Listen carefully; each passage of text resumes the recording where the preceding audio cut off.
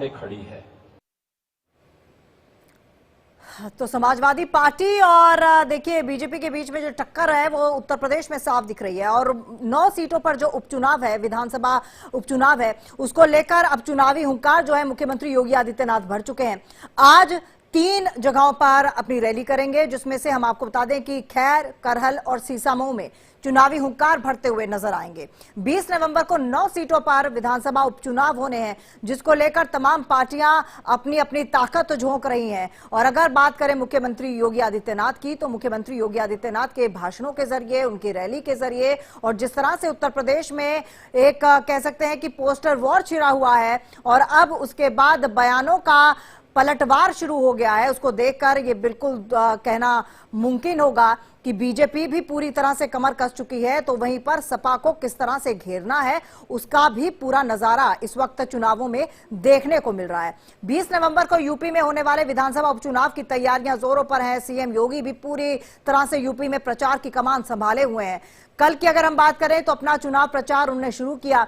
कल सीएम योगी ने गाजियाबाद, मीरापुर और कुंदरक्की विधानसभा क्षेत्र में जनसभाओं की और आज भी उनकी 3 जगह पर विधानसभा क्षेत्र हैं, जो 3 जगह पर उनकी रैलियां होनी है, जहां पर वो जनसभा को संबोधित करेंगे।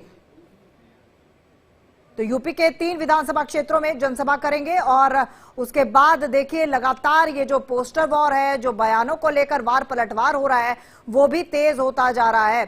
तो 9 सीटों पर उत्तर प्रदेश में विधानसभा उपचुनाव है और इन 9 सीटों पर हुंकार भरते हुए योगी आदित्यनाथ नजर आ रहे हैं।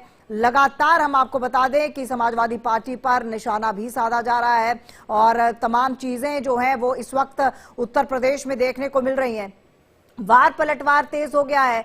बटेंगे तो कटेंगे वाला नारा हरियाणा से शुरू हुआ था, हरियाणा से चलता हुआ महाराष्ट्र पहुंचा, महाराष्ट्र चलता हुआ उत्तर प्रदेश। अखंड प्रताप शाही हमारे साथ इस वक्त लाइव जुड़ चुके हैं ज्यादा जानकारी के साथ इसी खबर पर। अखंड, आज 3 जगहों पर योगी आदित्यनाथ की रैलियां हैं और कल उन्होंने एक मैसेज दे दिया कि भाई अब पोस्टर वॉर एक तरफ और बयानों का जो वार पलटवार लंबे समय से हम सपा और बीजेपी के बीच में देख रहे हैं, वो अब चरम पर होता दिखाई दे सकता है।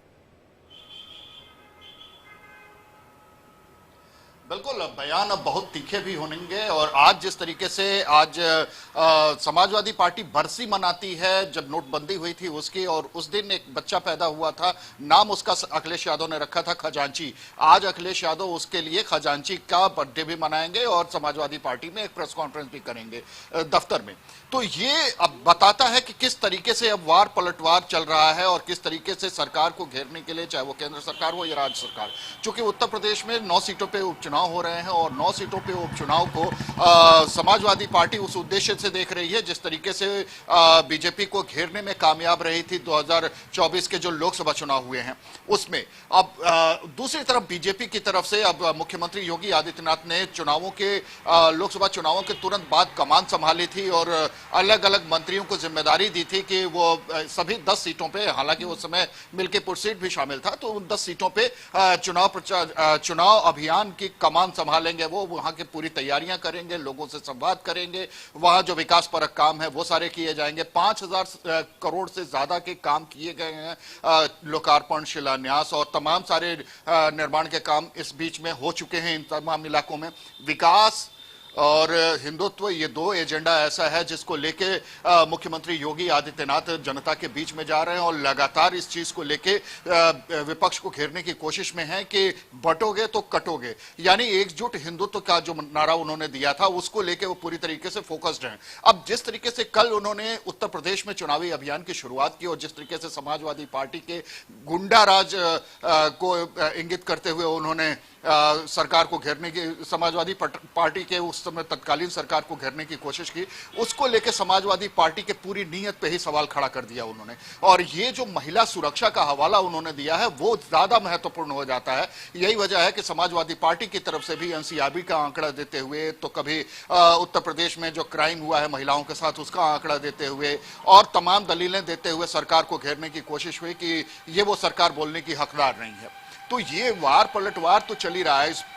इस बीच में पोस्टर वार चल ही रहा था, तो पोस्टर वार भी लगातार नए नए नारे गढ़े जा रहे हैं। दरअसल ये एक नारा जो हरियाणा में कामयाब हुआ, जिसको लेकर बीजेपी ये मान रही है कि वो एक ऐसा नारा था जिसे जिसे गेम चेंजिंग कहा जा सकता है, वो नारा था बंटोगे तो अखंड, आपको कुछ देर के लिए रोकना चाहूंगी क्योंकि यहाँ पर गोमती पुस्तक महोत्सव का उद्घाटन सीएम योगी ने किया है लखनऊ में। वहीं की तस्वीरें अपने दर्शकों को दिखाना भी बेहद जरूरी है। तो ये देखिए, ये लखनऊ की तस्वीरें हैं जहां पर गोमती